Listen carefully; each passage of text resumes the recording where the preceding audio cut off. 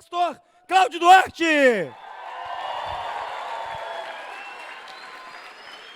Obrigado, irmão. Amém. Obrigado. Deus abençoe. Amém. Podem vos assentar. Para mim é um prazer muito grande poder estar aqui, poder compartilhar. Tem gente mais engraçada do que eu, né? Eu dei dinheiro para ela falar isso. Para mim é um privilégio poder estar aqui e muitas vezes, e por onde eu passo, eu tenho perguntado a Deus por que das oportunidades. Eu aprendi que eu jamais vou descobrir quem eu sou se eu não descobrir primeiro o que eu vim fazer. Identidade é algo que está conectado com missão. Quando eu descubro, o que eu vim fazer, automaticamente a minha identidade se revela. E eu tenho certeza de que eu não deveria estar em nenhum outro lugar que não fosse esse, nessa tarde, compartilhando com vocês das oportunidades que Deus tem me dado. E eu acho bem legal. Quantos espíritas temos aqui? Levante as mãos. Olha aí, que legal. Abaixe as mãos. Quantos católicos? Levante as mãos. Olha aí, quantos protestantes, ou chamados crentes aí, a turma, né? Isso. Não é só para levantar a mão, faz barulho não. Se falar crente, pentecostal já era. Esotéricos, quanto temos aí? Budistas, ateus, aquela turma que diz que é tudo. Isso. O pessoal que diz que não é nada. Isso. Tem de tudo. Isso é um público eclético. Certo? Tem de tudo, tem de nada, tem ateu, tem budista, tem. E eu amo participar de trabalhos como esse, porque cada um traz consigo a sua exposição, e eu aprendi uma coisa muito legal, que Deus é um só, sim ou não?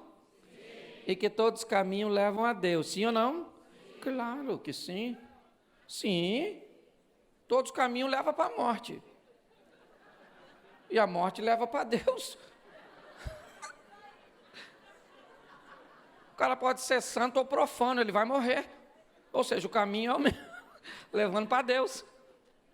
É que às vezes a nossa religiosidade acha um pouquinho diferente, certo? É que nós, né, eu como pastor e os princípios bíblicos, acredito que só existe um passaporte para se encontrar com Deus, se esse alguém é Cristo Jesus.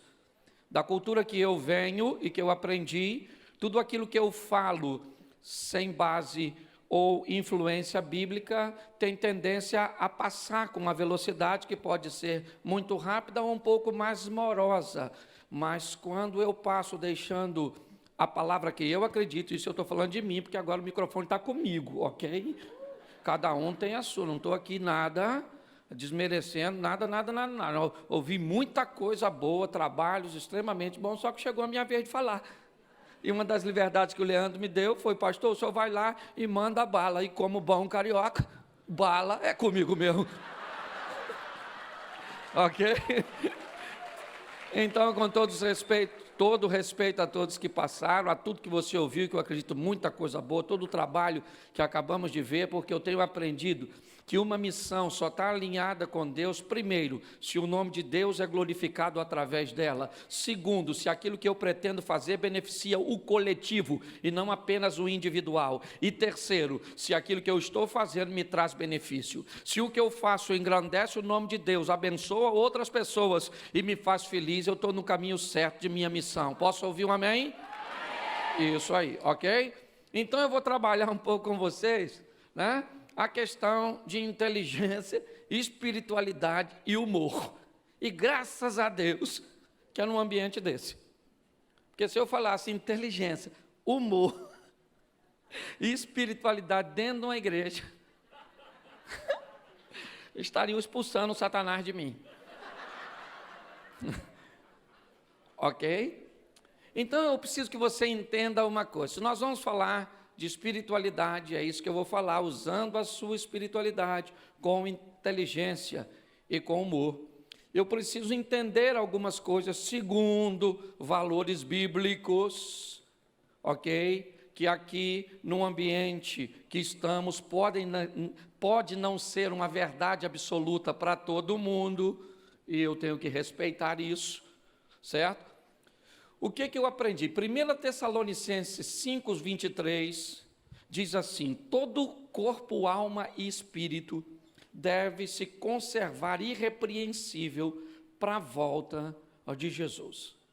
Esse é um texto que traz uma explicação muito explícita do que é uma pessoa. O que é uma pessoa? Uma pessoa é um recipiente que contém um corpo, e como corpo ela tem necessidades humanas, materiais, que precisam ser supridas. Sim ou não? Sim.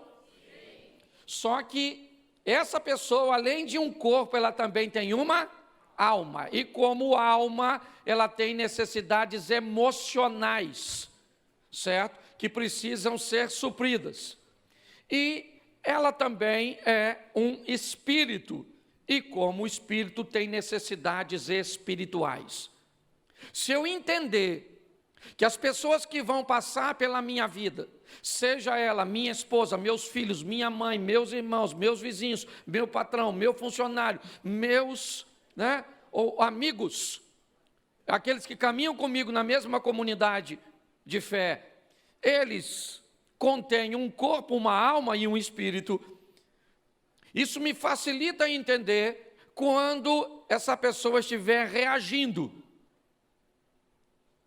As reações das pessoas têm 3 fontes de origens. São reações que podem ter base física, humana, necessidades materiais. Tem comportamentos e reações que trazem consigo necessidades e expõem dores emocionais, e tem situações que irão acontecer que nos mostram necessidades espirituais. Quem já não viu um filho que tem de tudo ter um comportamento ruim? Você conhece alguém assim? Pois é, eu pergunto, tem de tudo para quem? Uma pessoa que tem tudo, ela tem coisas para satisfazer seu corpo, ela tem coisas para satisfazer sua alma, e ela tem coisas para satisfazer seu... Só que quando nós olhamos por exemplo, um filho rebelde, o que a gente pensa? Esse menino estuda num bom colégio, isso mora numa casa boa, come do bom e do melhor, o telefone dele é o smartphone de última geração. Esse menino viaja para o exterior 2 vezes por ano. O que esse menino quer mais? Para o corpo, nada. Mas ele deve estar reclamando com a alma, querendo atenção, carinho, cuidado, mamãe, papai. E ele pode revelar isso através de comportamento. Nós temos que entender uma coisa simples. O que é inteligência? Vamos aqui a grosso modo. Inteligência é a capacidade que eu tenho de aprender. O que é cultura? É a quantidade de informação que eu tenho armazenada. E o que é sabedoria?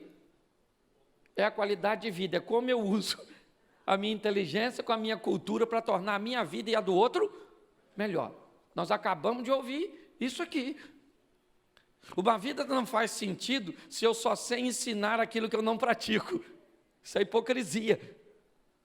Primeiro tem que se cumprir em mim, até porque nós estamos falando de coisas espirituais. E no mundo espiritual, o que vale é o que fazemos no físico. É ele que nos empodera. Nós recebemos poder do que vivemos para mover aquilo que não vemos. É um estilo de vida. Então, o que eu tenho chamado as pessoas é o seguinte. Segundo a Bíblia, e eu vou usar sempre ela como parâmetro, me perdoe, mas ela diz que existe o reino dos céus, que é um local para onde nós vamos. É para lá que nós estamos a fim de ir. Tem alguém aqui que indo para o inferno, querendo ir para o inferno? Levanta a mão. Não, né? Tem gente que sabe aqui que vai para o inferno meio sem querer? Levanta a mão. Sabe não, né? Pois é, eu vim te dar notícia ruim também. Já está chegando o finalzinho, melhor você já recebeu. Quem sabe que para ir para o inferno não tem necessidade de fé? Pois é, querido. Ah, pastor, isso é uma alegoria. Sim, pode ser para tu. Eu estou falando o que eu acredito. Como disse o Leandro quando subiu aqui, isso aqui é maravilhoso. Certo? Essas informações que chegam para vocês, depois vocês pegam tudo. E o Espírito que está direcionando, te direciona para o seu coração. Posso ouvir um amém? Amém. Isso, com esse linguajar já estou transformando até você em crente. Estou brincando, viu? Segundo a Bíblia, o céu, ou o reino dos céus, é para onde vamos. E o reino de Deus é o que vamos trazer. Segundo a Bíblia, eu vivo o reino de Deus aqui na terra, e com o reino de Deus, eu pretendo encontrar o reino dos céus. O que me fez aceitar estar aqui com vocês foi a proposta de levar as pessoas a melhorar sua vida, a trazer para si um comportamento que a ensine a utilizar, certo, a espiritualidade de uma forma inteligente, de uma forma que faça com que você estabeleça não apenas o aprendizado, porque segundo o apóstolo Paulo, ele diz algo muito interessante. Ele diz: o bem que eu quero fazer, eu não, mas o mal que eu não quero, este. E nós aprendemos uma coisa seríssima nesse texto, sabe o que é? Ele não diz que não sabe fazer o bem. Ele diz: o bem que eu sei como se deve fazer, e o bem que eu quero fazer, eu não faço. Ou seja, não me basta saber, estar ferramentado com tudo aquilo que você está recebendo durante todo este evento. Não lhe basta querer, porque querer e saber é a base, mas o maior fundamento é como eu vou colocar em prática aquilo que eu quero e aquilo que eu sei. Eu trabalho com família, e todo mundo aqui, você quer ver? Olha só como é que o negócio é interessante. Não vou para essa área não, porque às vezes eu me perco, e quando eu vejo eu estou sempre falando de família. Você quer ver? Duas coisas, tem muitas mulheres aqui, levanta a mão só as mulheres. Isso, abaixa a mão. Duas coisas fazem um homem feliz: comida e sexo. Você é sábia para entender isso? Você é espiritual para entender isso? Então repita comigo: o que que faz um homem feliz? O que que faz um homem feliz? O que que faz um homem feliz? Quando a senhora briga com seu marido, quais são as duas primeiras coisas que a senhora para de fazer?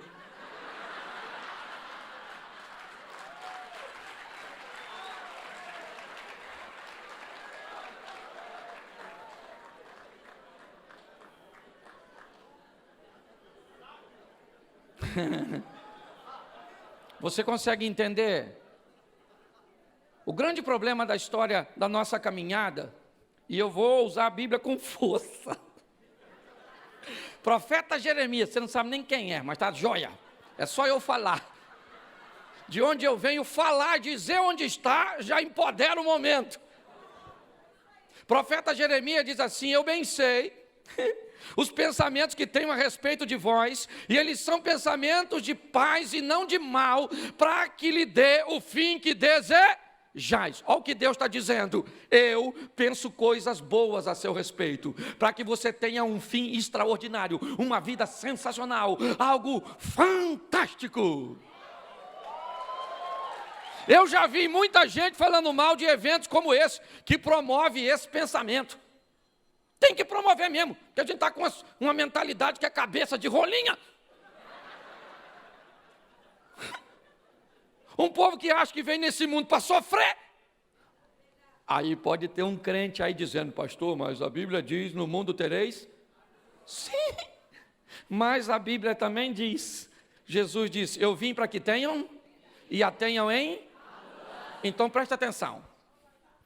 Na vida tem sofrimento. E a vida também tem vida. Sim ou não? O que é abundante? E o sofrimento? Pontual. A vida é abundante. Eu não estou falando que você não tem que sofrer. Sofrimento faz parte da nossa história. Só que, segundo a Bíblia, a vida é abundante. E o sofrimento? Lá uma vez ou outra. Ô pastor, eu estou vivendo uma vida de sofrimento. E tendo vida lá uma vez ou outra. Tu trocou a tomada. Inverte a polaridade, porque esse estilo de vida, ele está complicado. Ok? Não estou livrando ninguém do sofrimento, não. No mundo tereis, mas mais do que aflição, você vai ter muita vida e pouca. Me ajude aí, muita e pouca. Muita e pouca. Muita. A proposta é que você viva em abundância e sofra em doses homeopáticas. Isso aqui é maneiro. É isso que é legal. Hoje eu vejo gente, não se prepara, não estuda, não mantém conexões, porque não basta só estudar não, filho. Eu conheço assim de gente que estudou pouco e está se dando bem na vida por causa de uma coisinha simples chamada network. A rede de relacionamento. E quando tu olha esse miserável que tem uma capacidade inferior à sua, e vê ele numa posição pior que a sua, você fala, Deus é injusto. Porque Deus abençoou ele e não me abençoou? Não, querido. Você que estudou demais esqueceu de estabelecer conexões. Você sabe por que eu estou aqui? Eu estou aqui por causa de relacionamento. Eu vim de uma conferência agora em Stanford, nos Estados Unidos, por causa de relacionamento. A vida é feita de relacionar isso. A Bíblia conta uma história muito legal. Pedro está preso. 16 guardas tomam conta dele. 2 estão algemados. Quando, na casa de uma turma que Pedro tem conexões, uma mulher chamada Maria, mãe de João Marco, ela está orando com um grupo, orando, intercedendo, para alguns diria rezando, outros meditando, sei lá, o que você vai botar nisso aí? What? Encaixa na sua verdade, ok? Sei que eu vou apanhar mesmo depois, já estou acostumado. Então, Pedro tem uma conexão com as mulheres maneira, não são líderes de facção, entendeu? Não pertence ao movimento do ETA, do isso. Não. É uma mulher maneira que tem joelho para clamar o céu.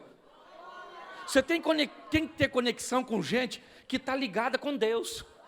Seus relacionamentos têm que ter joelho dobrado, às vezes na madrugada, orando por você, intercedendo. E isso não tira de você, isso não tira de você a responsabilidade de se dedicar, de trabalhar, de estabelecer conexão. Isso tudo é responsabilidade sua. O Pedro está preso, sim ou não? Isso. E tem oração lá para ele, sim ou não?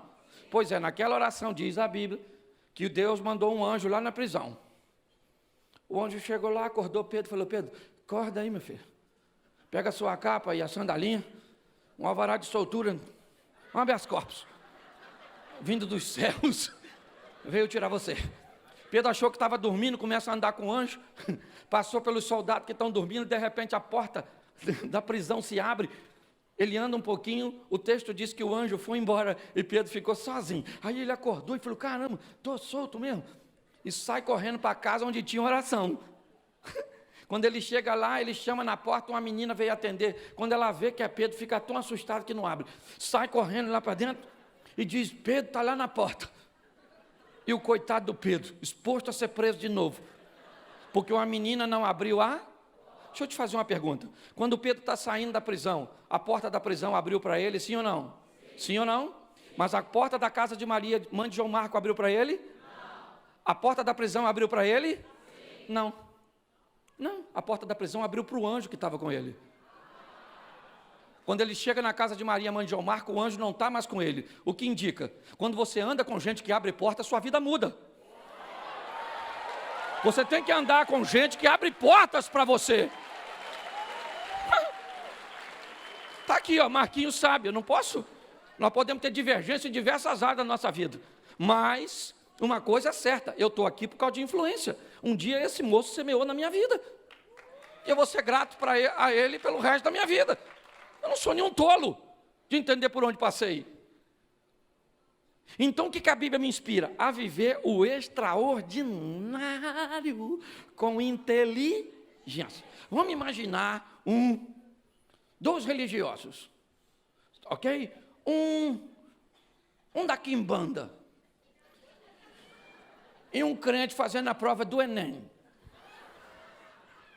O menino da quimbanda lá estudou pra caramba, estudou. Pensa num garoto que não foi à praia, não foi ao cinema, não viu Netflix, não olhou o Instagram, não postou nada, porque estava lá, tá branquinho, nem sal pegou. Mas ele a religião dele é quimbanda. E vamos imaginar agora, na nossa visão de um país, não é? Cristão, vamos imaginar um crente fervoroso, oh meu Deus, cheio de Deus, lê a Bíblia pra caramba, medita, vai no trabalho de oração, frequenta os cultos, porém, esqueceu de estudar. Aí vai fazer a prova, os dois.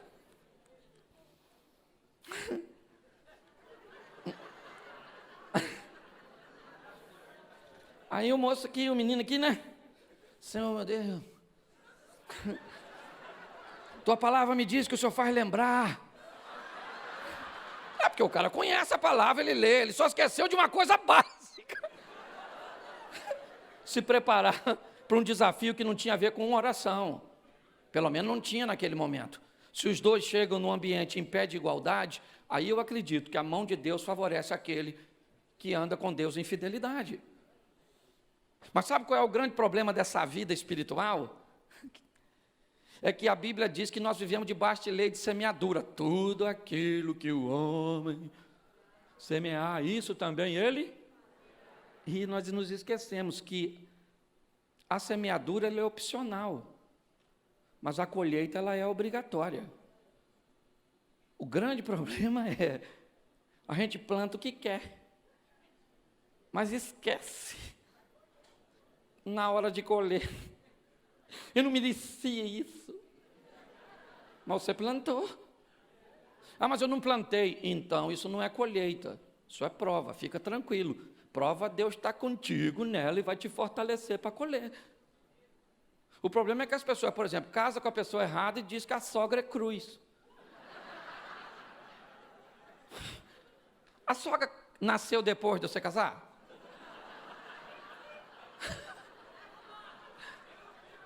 Ah, a serpente estava lá antes?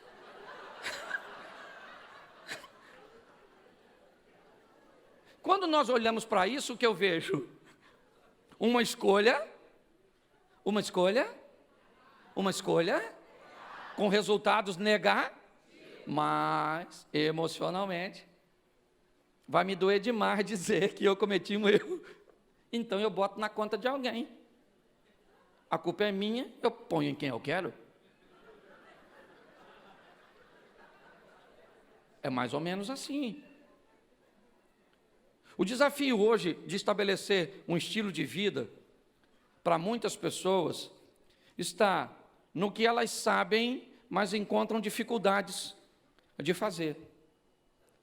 E aí eu achei fantástico a ministração anterior, que fala dos traumas, das dificuldades, dos abusos, das crises, do caos por onde passamos, e que certamente deixaram em muitos de nós marcas, e deixaram mesmo. E você pode pensar assim, eu também fui abusado, e não tive marca nenhuma. Glória a Deus. Tem gente que passa ileso, mas tem gente que não passa. Tem gente que fica marcado com dor. Não dá mais para segurar. Explode o coração. Tá assim, o coração.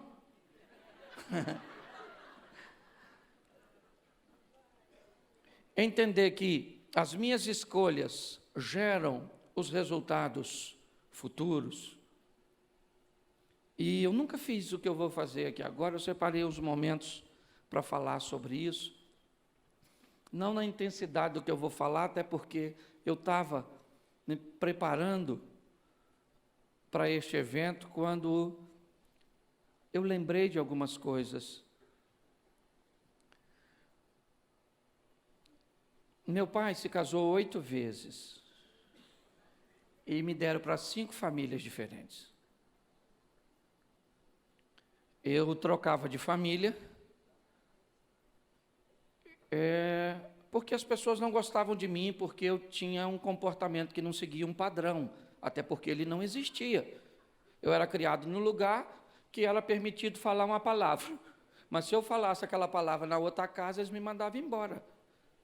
Então eu já não sabia mais como me comportar. Vai para aqui, vai para lá, certo? Vi os outros ter roupa.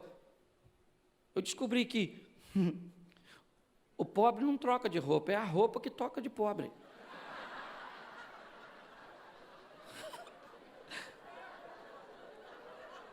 Porque era de um pobre para o outro. E eu lembro que eu ganhava a roupa dos outros. Certo, sério. E vendo aquilo criado naquele ambiente, eu fiquei lerdo. Lerdo. Certo? Por quê? Porque eu não sabia, eu não podia ser proativo. Era perigoso agir num ambiente movediço como aquele. Certo? Se eu fizesse alguma coisa, podia ir embora. Se não fizesse, também ia. Então, o que eu faço? Tudo que eu fizer pode ser usado contra mim. Parecia que eu estava fazendo curso de direito. Eu ouvi tanta coisa. Palavras da minha época, por exemplo, para um lerdo. Você foi feito nas coxas. Quem é da época dessa frase, levanta a mão. Você está velho, hein? Ô menino lerdo! Eu não era lerdo, não. Eu só tinha medo de reagir. Fui crescendo naquele ambiente, também sofri tentativas de abuso dos meninos maiores. Abusos não apenas físicos, mas também emocionais.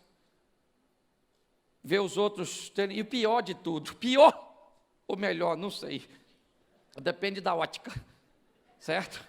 Você pode olhar para um ângulo positivo ou negativo. Me colocaram num colégio, né, católico e muito, né, bom, onde estudava filhos de pessoas que tinham uma condição legal. Eu fui estudar lá e aí eu descobri a bênção do uniforme. Pensa num troço abençoador, é uniforme. Porque ele não define classe. O que chute era que chute para pobre, para rico. Era ou não era legal? Isso, aquela saia azul, aquela calça de tergal, era maneiro, mas muito legal. Eu amava a escola, até porque fui muito bem instruído lá. Até que tinha as festas. E no dia das festas, pensa numa escola desgraçada para machucar a gente. Porque os meninos, filhos dos ricos, iam com aquele tênis maneiro e eu, que chute. Bamba, Você lembra disso? Pois é. Os meninos chegavam de carro que o pai trazia para deixar na porta. E a gente ia de quê? Ônibus. Quando não ia a pé. Porque não tinha dinheiro para pagar a passagem.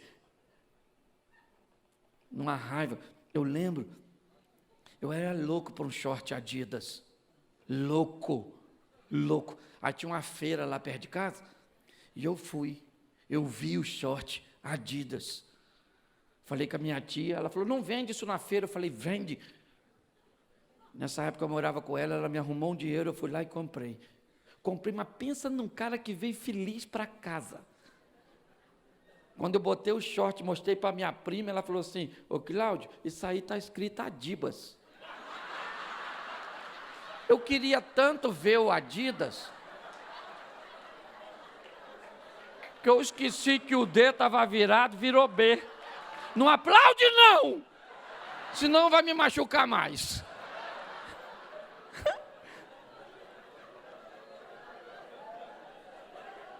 E eu, indignado com aquele short azul, eu lembro como se fosse hoje, coisa de gente velha, né?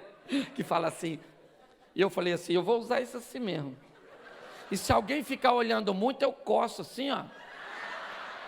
Aí dá uma distorção, o pessoal não vai notar, né? Essa era a minha estratégia. Pô, menino, eu usei 3 vezes sem lavar, lavou, saiu 3 letras e as outras não saía de jeito nenhum. Hoje eu vejo as pessoas falar de bullying. Menino, na minha época, bullying era um troço de fazer café. É ou não é verdade? Não estou menosprezando a dor, não. Eu estou dizendo que a nossa geração soube conviver de forma muito mais digna. É ou não é? Cabelo de fogo, cabeção, perna longa, cascão dumbo, orelhão, rolha de poço, baleia. Ninguém virou serial killer. Não lembro ninguém entrando na escola matando os outros. Não lembro. Você está rindo? Mas é sério. Não estou desfazendo da dor das pessoas, não. Eu estou dizendo que nós fomos treinados em cavernas. E nas cavernas que nos treinaram, nos transformaram em guerreiros. O problema é que nós que fomos treinados em cavernas, construímos palácios e criamos nossos filhos em palácios. E palácios não formam guerreiros, formam príncipes, princesas, que não sabem viver com coisas insignificantes, sim ou não? Aliás, a maioria de nossos filhos em nossas casas hoje não são moradores, são hóspedes. Está lá para comer, beber e dormir, manda fazer alguma coisa. Reclama, te mostra o carnê da mensalidade que paga para morar lá. Foi nesse ambiente, eu não sei, sabe, o porquê, talvez eu ainda vá descobrir antes do final dessa mensagem, o porquê falar isso aqui, porque não era isso, sabe, até peço perdão, amigo, mas foi o que Deus colocou no meu coração. Aí, eu fiquei garoto, doido para namorar, doido, nunca tinha entrado numa igreja evangélica, nunca tinha entrado, igreja católica, eu ia só assim na missa do galo. Meu tio, esse negócio de espiritismo tinha medo. Era muito doido a minha vida. Doido para namorar, doido para namorar, doido para namorar. Mas era ruim. Porque quem é que ia namorar um menino? De que chute? Short Adibas.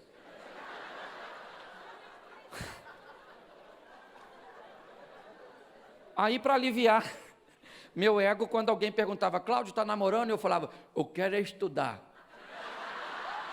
Defesa do ego.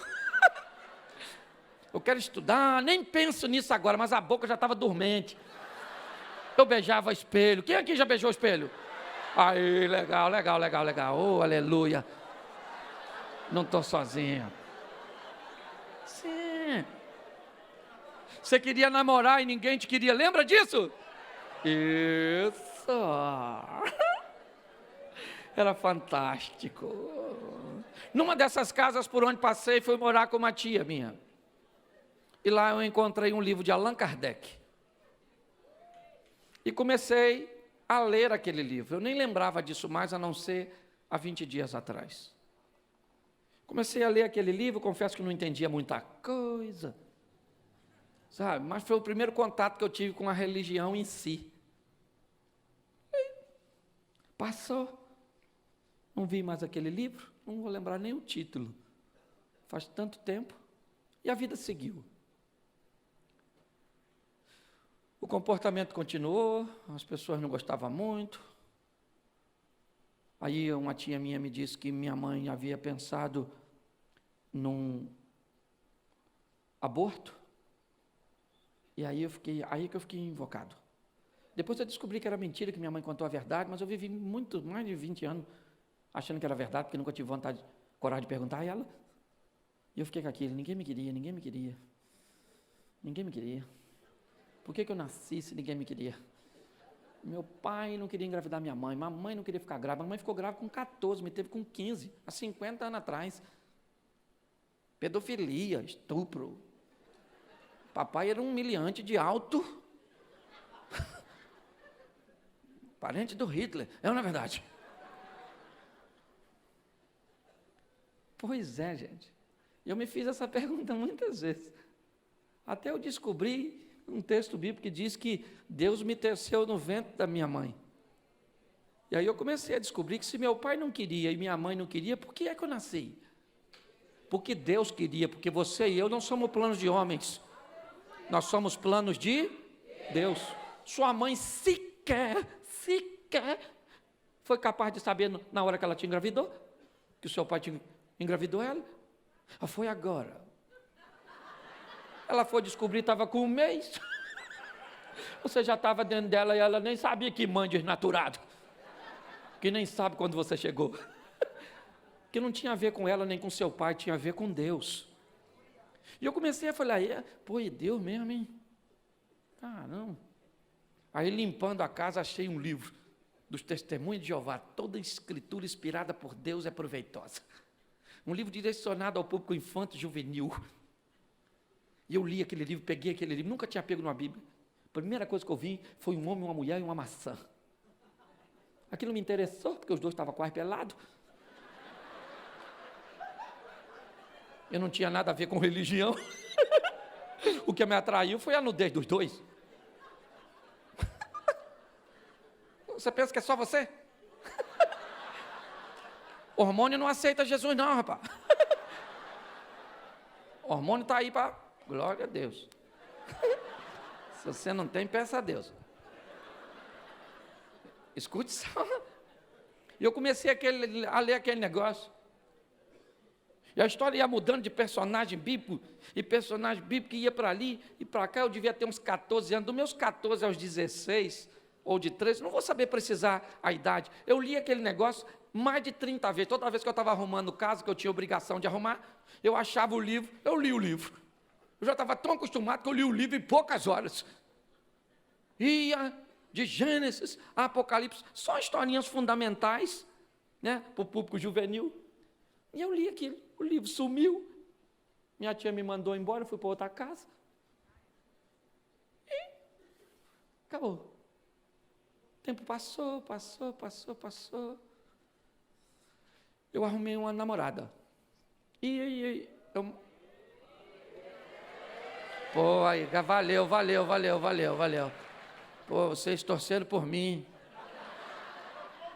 Arrumei, hein?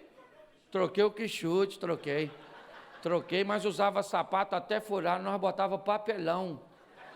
Quem lembra do papelão no sapato? Quem lembra da mochila feita do saco de arroz de 5 quilos?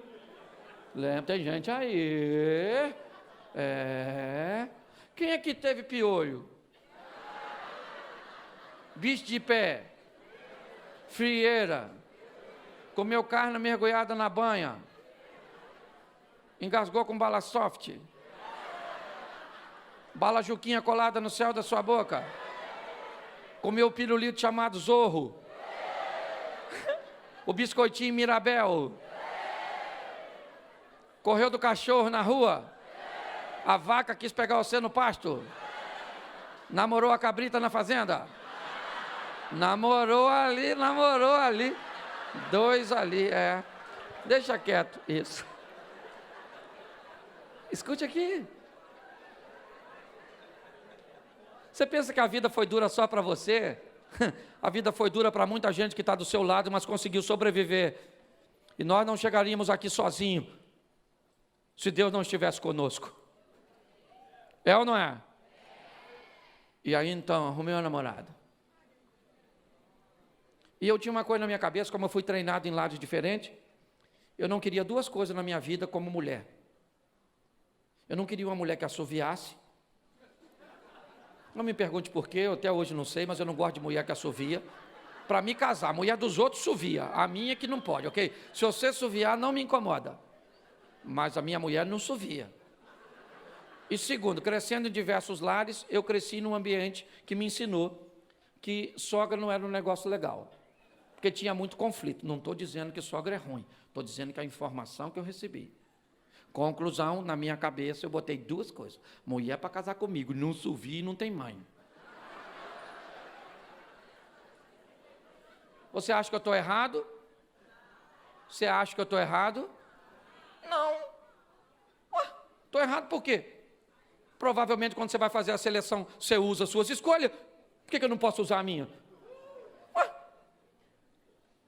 Conheci a menina, essa menina na pracinha, tinha sido namorado de um amigo meu, que lugar pequeno, nós reveza, assim. Todo mundo da mesma geração, você namora uma que casa com o outro, outro casa com a de cá. Isso é coisinha de interior. E aí, olha que coisa legal. Cheguei perto dela, começamos a conversar. E eu falei assim, o que você acha desse negócio de mulher assoviar? Ela falou assim, eu não sei assoviar, não. Eu falei, você não sabe assoviar? Era bonita, menina. Não assovia. Aí eu perguntei a ela, como é que vai sua mãe? Aí ela começou a querer chorar e disse, Cláudio, minha mãe morreu. Eu falei, que dó. Poxa. Você não assovia e não tem mãe?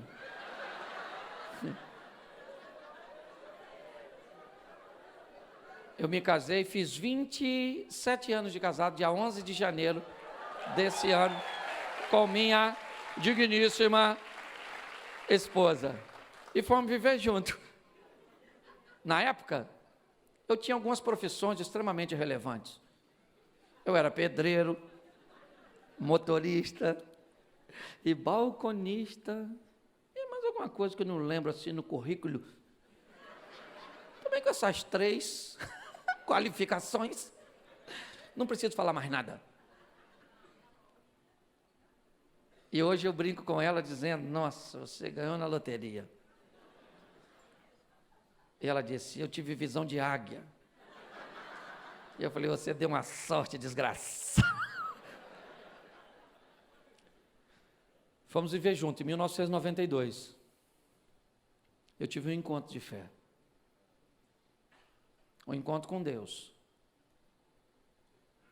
Um Deus que trazia a apresentação de um espírito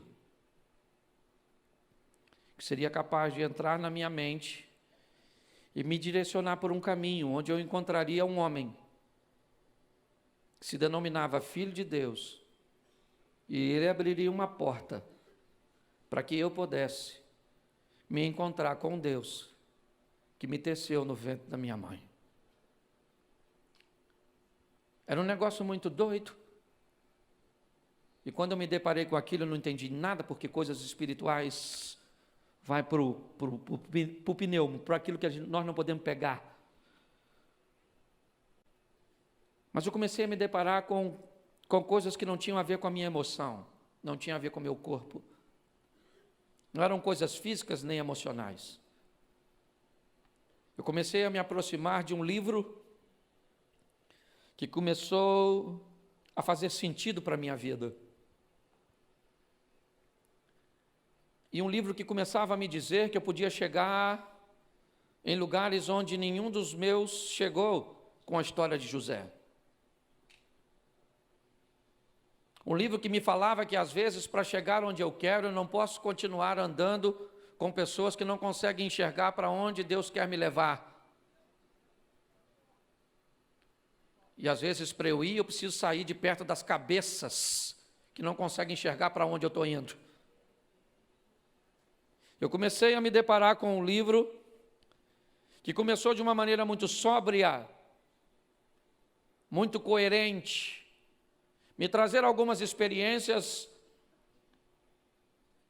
e eram coisas espirituais, coisas que me faziam usar textos, que me ensinavam como eu ia administrar o meu dinheiro. Começou a me direcionar que dinheiro, ele tem que ser meu, ele tem que abençoar outras pessoas, ele tem que investir no propósito que Deus estava colocando no meu coração. Quando eu comecei a descobrir através disso, que eu precisava ter uma gestão que canalizasse um pouco do que eu tinha para aquilo que Deus, que segundo o livro que eu estava aprendendo, é dono do ouro e da prata. E eu comecei a canalizar isso. Comecei a entender que uma boa parte era generosidade para que eu pudesse ajudar alguém. E a maior parte disso eu iria usar em meu benefício. Eu comecei a entender que aquela mãe que não pôde me criar, e que aquele pai que por muito tempo para mim foi o irresponsável, ele precisava ser honrado e respeitado, e não interessava se ele merecia ou não, porque não estava fazendo para ele, eu estava fazendo para obedecer o Deus que eu estava conhecendo através daquele livro. Aquele rapaz treinado por um homem que se casou 8 vezes, se interessou por uma mulher, que o homem que o treinou não sabia muito bem lidar com o cônjuge. Meu pai tem inúmeras qualidades, vai fazer 87 anos agora. Mas se tem uma coisa que ele não soube na vida inteira, foi ser marido. E eu com a minha vida agitada esses dias, cheguei lá e ele falou, nossa, você quase não vem aqui? Eu falei, eu sou casado. E brinquei com ele que eu tenho muita liberdade. Se tivesse ficado com uma das 8, pai, não estaria sozinho. É lógico que eu não estou desonrando ele, pelo amor, que nós temos um nível de intimidade. Hoje eu posso cuidar dele. Glória a Deus.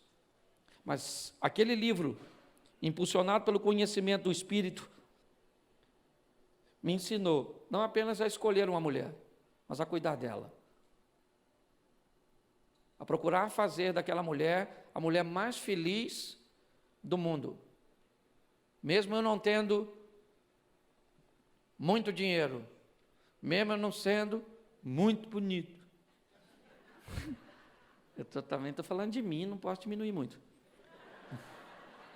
Ok?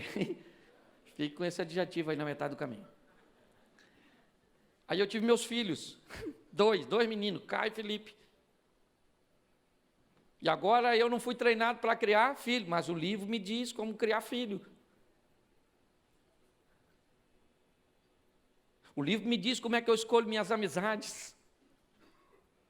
Eu comecei a receber umas informações muito legais desse livro aqui. Esse livro aqui é para protestante, católico, espírita, ateu, à toa. Eu fui pegando aqui e eu comecei a gerar resultados. Os resultados começaram a ser bons.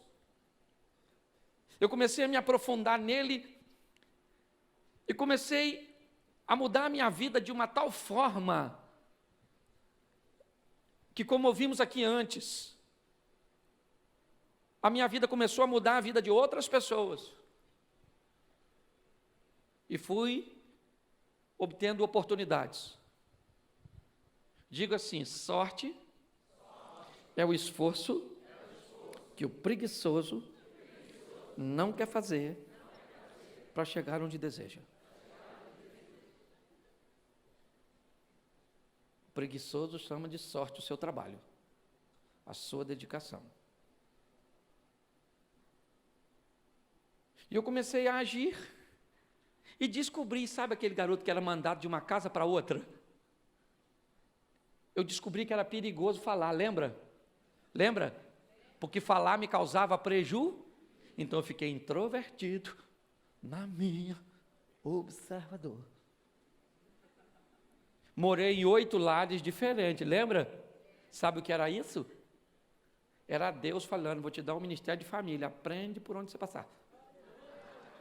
Vou te dar muito conhecimento a respeito de um assunto que você vai tratar lá na frente. Mas comecei trabalhando com jovem. Marquinhos foi meu aluno lá, Lília também. Num tempo da minha caminhada lá, a gente dava aula no galinheiro. Sim. As galinhas tinham ido embora.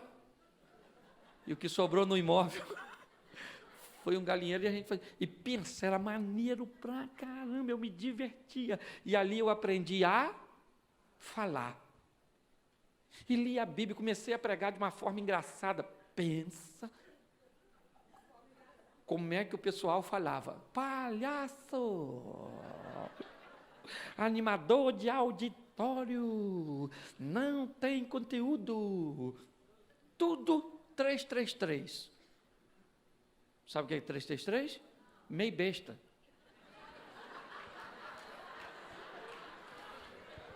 É os meio besta que nós vamos encontrar pelo caminho. Sim. É porque a Bíblia diz que o número da besta é 6666. Então 333 é meio besta, entendeu? Eu encontrei uns meio besta no caminho que pensa como botar defeito. Dizia o quê? Você não vai chegar, seu palhaço, pregando assim. E pensa, gente, quase que me convenceram. Faltou assim, ó. Eles estabeleceram um modelo e ninguém coloca Deus em caixa, porque Deus faz do jeito que quer, na hora que quer, com quem quer, e não precisa dar satisfação para ninguém. É ou não é? Se Deus usa uma mula, não vai usar eu?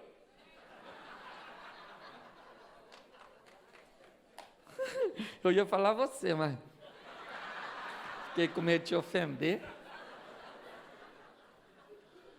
Escute só. As pessoas falavam, quem é que já ouviu falar um montão de coisa ruim a meu respeito? Levanta a mão. Ai, ai, ai. Eu também ouvi. Esse dia o cara foi para a internet e falou que eu era o anticristo. Aí eu postei lá na rede, se eu sou o anticristo, você deve ser a besta. Aí ele bloqueou, eu quis mais falar comigo, não. Aí eu não. Deixa eu te falar uma coisa. Você tem que aprender uma coisinha. Quem já ouviu a história de Davi matando um gigante? Já ouviu? Sim ou não? Sim. É legal? Mas você sabe qual foi o primeiro bicho que Davi matou? Não. Ovelha. Ele era pastor de ovelha. Ele criava ovelha para comer. Então qual foi o primeiro bicho que ele matou? Claro. E depois da ovelha, provavelmente, se ele não matou, ele teve que enfrentar o maior inimigo da ovelha. Qual foi? O lobo. E depois do lobo, ele enfrentou o urso. E depois do urso, ele enfrentou o... E depois do leão, ele enfrentou o... Pois é, querido, você quer entrar no cenário matando gigante? Tu não tem história nenhuma, tu não passou por lugar nenhum.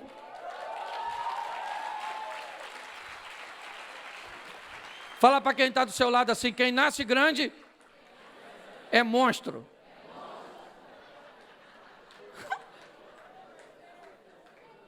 A escada ainda é o meio mais seguro de subir, um degrau de cada vez. Quando nós olhamos, o que eu comecei a ver? Que eu estava fora da caixa, que Deus estava me chamando para fazer um troço que ninguém estava fazendo. Tinha só um pastor, que era pastor Silmar, que também era... E esse pastor, então, me deu um rótulo, não ele, mas as pessoas, de que eu me tornei um cover. Alguém que estava o imitando, e aí me deu vontade de parar. Agora não, agora cheguei no ápice. É melhor eu parar porque, sabe? Mas eu continuei prosseguindo, acreditando que Deus tinha algo para mim. O livro me inspirava, me dizia que eu podia ir além, e eu comecei. Pregando aqui, pregando ali, indo aqui, indo lá, indo acolá, e foi mó barato. Até que Deus me deu a oportunidade de usar o humor fora da igreja. Eu idealizei montar um stand-up. Uma comédiazinha, minha família é uma comédia. E levar umas histórias de família, umas piadinhas. Nada sem reverência a Deus. Um humor limpo. E aí eu fui fazer um evento lá em Brasília, Ulisses Guimarães, 2.800 pessoas sentadas. O cara falou assim, o quê? 2.000. Quem é que vai pagar? Nem se você der dinheiro. Dá 2.800 pessoas. Ai. Eu precisava daquela palavra. Porque eu falei, agora eu vou fazer só de raiva. Eu levo até prejuízo, mas eu faço. Tem que ter tem que ter um motivador. Tem. Eu gosto, porque olha o que é motivação. O camarada, olha como é que isso é importantíssimo. O camarada trabalhava e saía às 11 horas.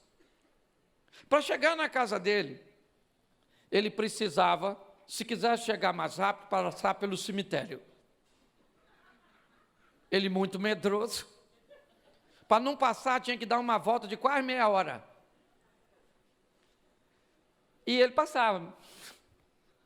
Até que um dia, quando ele vai passar, já eram umas 11h30, a porta do cemitério está fechada, o portão. Ele falou, não vou dar a volta não, eu vou pular. O que ele não sabia é que do outro lado do muro, tinham feito uma cova funda. E quando ele pulou, ele caiu dentro da cova. Caiu dentro da cova. E está lá, tentou sair, esperou um pouquinho para os olhos dele se adaptar. Mas se adaptou, ele olhou, o barranco era alto, tentou, esbarrancou, ele falou, não tem outro jeito. Eu vou sentar aqui no fundo dessa cova. Se eu gritar aqui agora, ninguém vai vir. Quase meia-noite. Quem é que vai vir aqui no cemitério? Me tira daqui, me tira daqui. Sai daí. Sentou num cantinho e está lá quietinho. Quando de repente outras pessoas também faziam a mesma rota. O indivíduo muito mais medroso do que ele também vem. Forçou o portão, nada. Ele falou, vou pular o muro. Pulou o muro, caiu dentro da cova. Bem mais medroso que o primeiro. Começou já a emitir sons agonizantes tentando sair. Não dava para sair.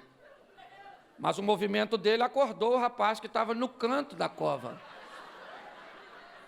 Então, tentando acalmá-lo, o rapaz disse, cara, não dá para sair não.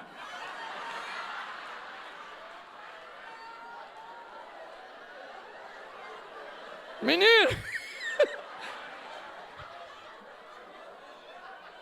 Pensa na maneira fácil que o cara saiu do buraco. Porque às vezes para sair do buraco você só precisa de uma motivação. Ok? Com certeza. Você está sendo muito motivado a sair do céu.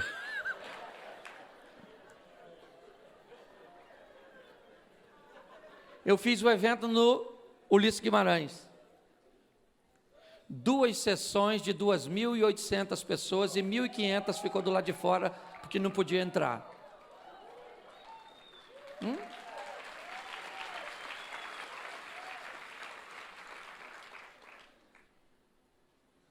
E eu comecei a aprender a responsabilidade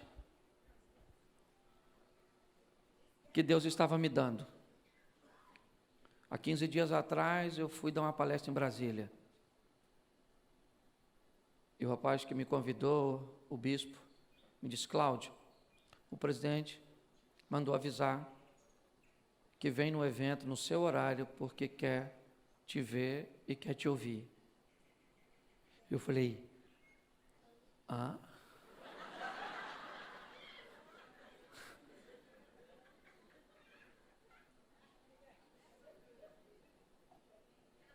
Eu acho que convém falar, não é só porque para motivação. A minha preocupação é às vezes onde isso chega fora do contexto.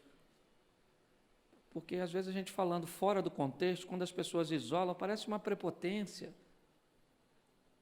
Mas o que eu estou querendo dizer é que eu nasci em Xerém. Xerém. Feito no 6º dia, depois que Deus estava terminando tudo, já ia descansar. Na hora de ir embora, ele falou: Xerém. E pensa num lugar abençoado. Tem gente de lá aí, ó. Amém? Estamos juntos. Tem gente lá da igreja que eu pastoreio. Aí esses dias o cara falou assim: Cláudio, queria que você viesse a São Paulo. Vamos lá, querido. E eu queria que você tirasse umas fotos para o meu produto, para fazer propaganda. Eu estava pedindo a Deus um carro blindado. Não é que eu tenho medo de tiro, não. É que eu não sou a prova de bala.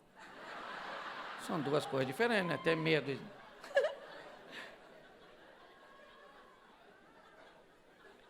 E ele falou: Cláudio, eu não tenho assim agora dinheiro para te pagar, mas posso te dar esse carro?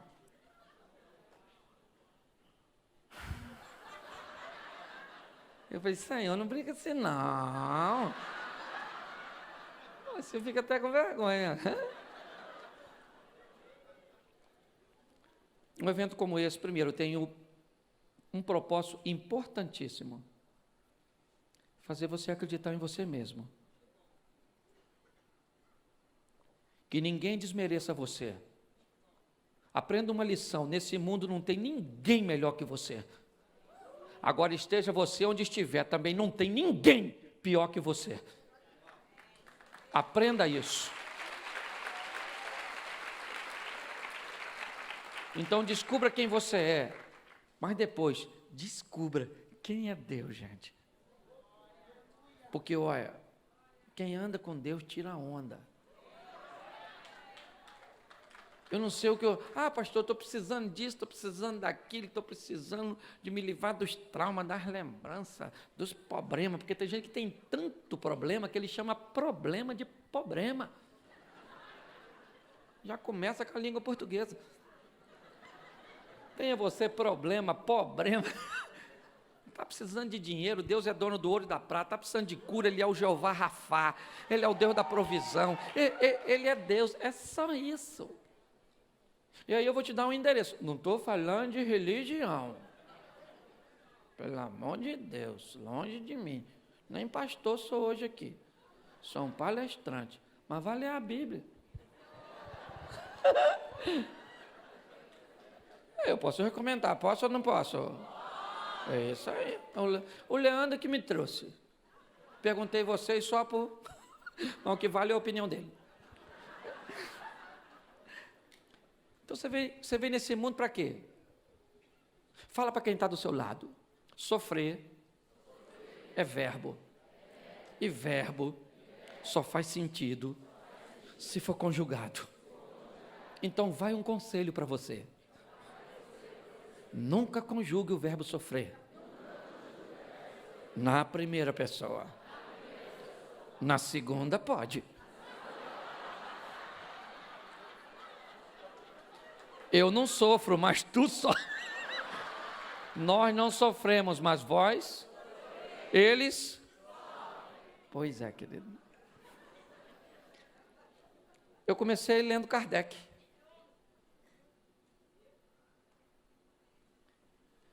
Eu comecei depois a ler Testemunho de Jeová. Eu já li algumas coisas. E também já li e continuo lendo a Bíblia. E eu não vou pedir você para parar de ler o que está lendo. Eu vou pedir a você para começar a ler o que não está lendo. É só isso. No final, quem resolve é o mais forte.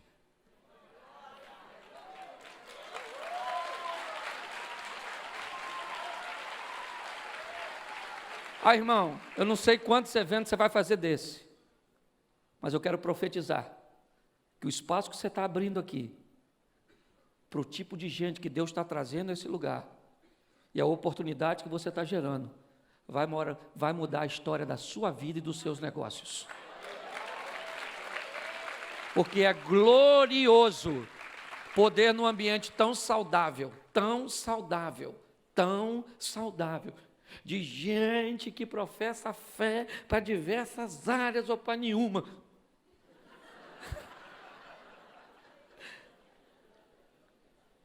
E poder ouvir o que ouvimos, certo? Ouvir agora, certo? Ainda tem outra palestra? Acaba aqui? Que é isso? Então não tem não que impressa eu não, ninguém vai falar depois de mim. Não. Eu viajei, o quê?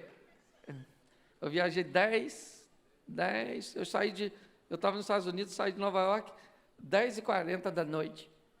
Ainda passei para São Paulo para chegar aqui, eu estou pregando tanto, que esses dias eu cheguei em casa, olhei para minha mulher e falei, abra sua Bíblia em Mateus capítulo 5. Ela falou, Cláudio, você está em casa. Eu falei, então vamos cantar um hino para acabar o culto.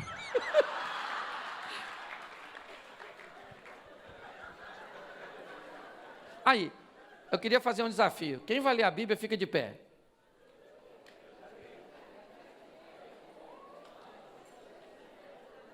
Que é isso, todo mundo?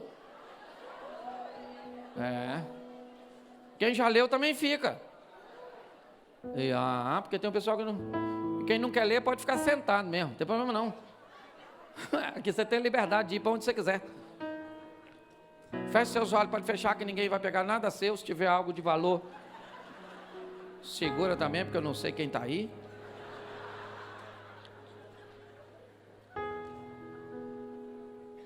Deixa eu terminar com uma oração. Pai, muito obrigado. Muito obrigado a Deus pela oportunidade que o Senhor nos concede, pela riqueza do ambiente deste lugar, pela maturidade das pessoas que aqui estão, pela seriedade. Muito obrigado por cada lar aqui representado. Muito obrigado por cada casamento aqui representado. Muito obrigado pela representação dos netos e filhos naqueles que aqui estão. Muito obrigado pelos empresários, pelos funcionários de empresas que precisam de Tua bênção. Ensina-nos, ó Deus, através do Teu Espírito, através da Bíblia, a nos orientarmos e termos um encontro com Deus que todos nós procuramos. Que o Espírito Santo nos seja por companheiro, que o Senhor Deus seja o roteirista dessa história, para que a caneta que escreve o nosso futuro esteja em Tuas mãos. Muito obrigado pela vida do Leandro. Muito obrigado por esse projeto, Fênix. Que ele se consolide, aproximando pessoas da cura, da libertação, do conhecimento, da felicidade, do prazer, mas do Salvador. Muito obrigado, Jesus, pela oportunidade que o Senhor me dá de estar neste lugar, nessa noite. Que eu tenha Te honrado aqui neste lugar. Que na minha ministração eu não tenha me envergonhado Teu nome. Que pessoas saiam daqui transformadas. Que pessoas saiam daqui curadas. Eu posso sentir a presença do Teu Espírito neste lugar. Eu sei que o Senhor está aqui. Muito obrigado, Senhor. Em nome de Jesus. Você pode aplaudir o Senhor? Muito obrigado.